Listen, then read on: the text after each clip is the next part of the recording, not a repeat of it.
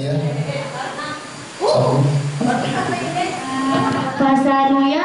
Beginilah keseruan lomba yang digelar pengurus Pondok Tahfiz Quran Ar-Rahman Jalan Satando 2, Kelurahan Malimongan, Kecamatan Wajo, Kota Makassar.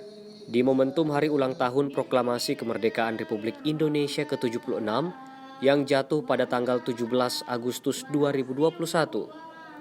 Ada beragam lomba yang digelar, baik itu yang bernuansa Islami, diantaranya lomba sambung ayat Al-Quran, Murojaah Irama Al-Quran, lomba azan, maupun lomba yang umum digelar seperti lomba balap karung pakai helm, makan kerupuk, joget balon, lari kelereng, dan beragam lomba lainnya yang melibatkan 40 santri, santriwati, dan sejumlah orang tua santri.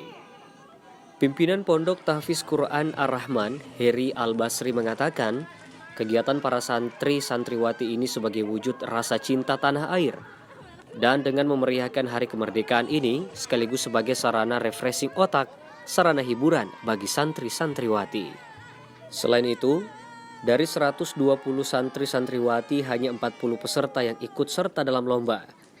Lantaran masih di tengah pandemi, selain itu juga mengikut sertakan orang tua santri. Kegiatan ini di samping kita ingin meriahkan kemerdekaan Indonesia, selama ini kami setiap hari melaksanakan kegiatan hafalan Quran untuk anak-anak tahfiz Quran juz 30, dan hari ini mungkin kami ambil waktu penghafalan hari ini kami undur agar untuk memrefreshing otak-otak tahfiz Quran semakin segar, dan juga untuk menambah imun tahfiz Quran agar terhindar dari wabah-wabah yang sampai sekarang ini sudah fenomena.